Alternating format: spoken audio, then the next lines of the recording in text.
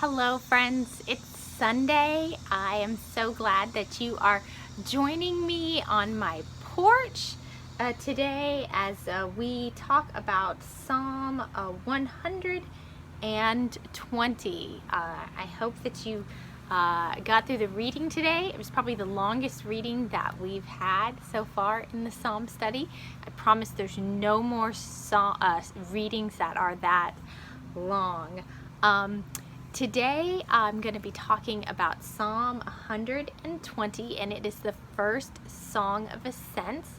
And I've talked all about that in the writing, so I just really want to talk about the psalm. And in the psalm, it talks about, it names two places. You shouldn't get all hung up on where those places are.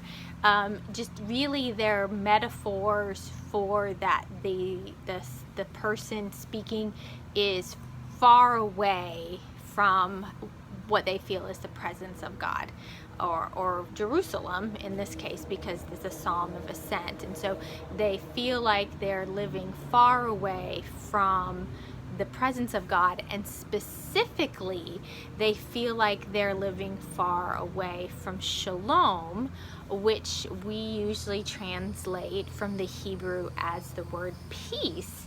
But shalom, it's a little bit deeper than just the word peace. It's not just peace. It's like a wholeness or a wellness or a settledness. And in the commentary, it actually says it like this. It says, it's a wholeness of life when living is knit into the fabric of relatedness to God and to others and to the world. It is the at-oneness that makes goodness.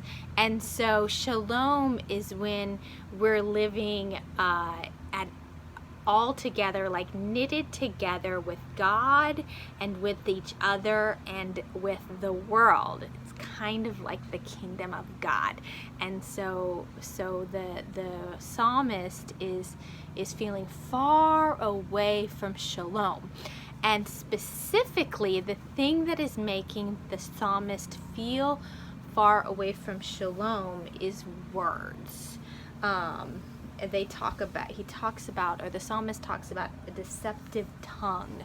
And interestingly, when I was reading the commentary, it told me that in the Psalms, the word lips are used. The word lip is used 28 times, and tongue is used 35 times in the book of Psalms. And then in the next book, Proverbs, lip is used 38 times and tongue is used 19 times.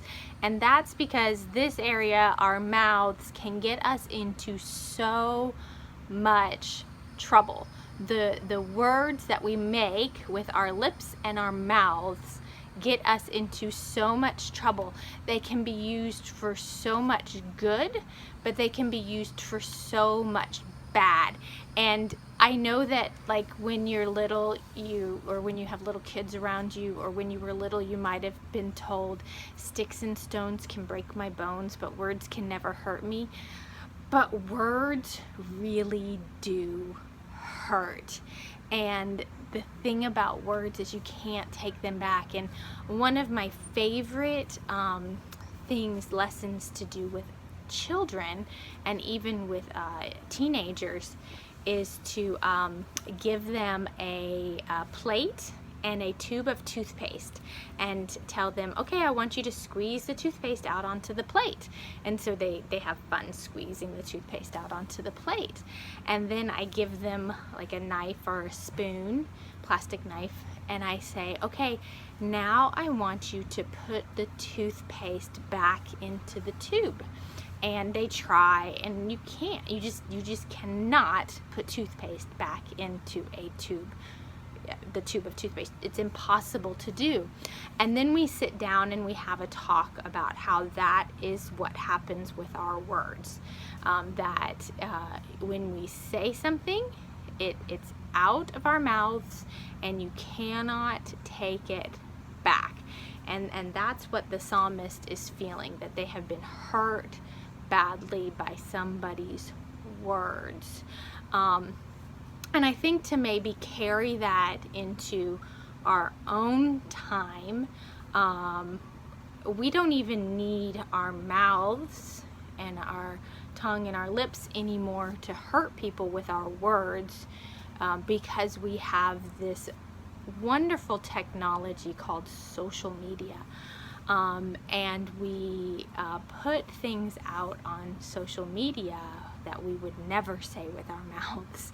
We type things and we post them, and they are things that we would never ever say to a person's face. But because we're behind the screen and because we don't see the person, we feel like we can say things, and we don't even think about the person on the other side who might be reading that and who might be experiencing harm from something that we have said, that again we would never say to that person's face.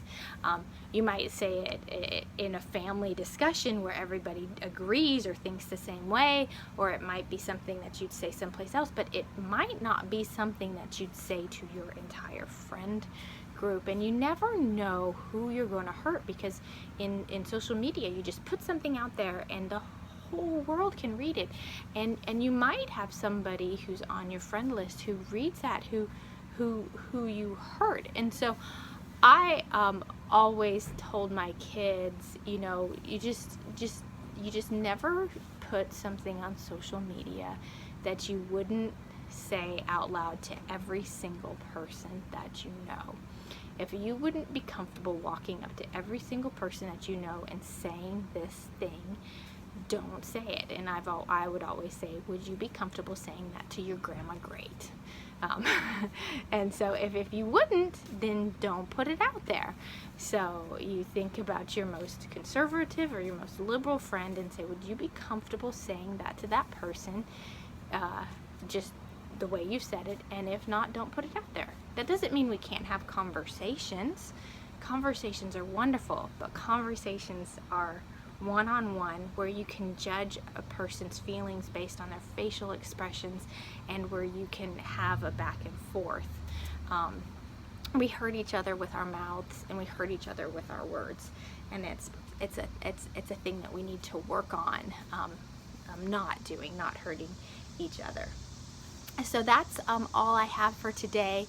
The activity for the day has really nothing to do with anything that I just talked about. It's a little bit more about the songs of ascent, and that they're sung on the way. Traditionally, they were sung going up to Jerusalem on the ways to the festivals. I hope you watched some of the videos that I posted. They're really interesting. It's really neat to learn a little bit more about our Jewish brothers and sisters. So I hope you take some time to watch the videos. That's all I have for today. I will see you next time. Happy Sunday.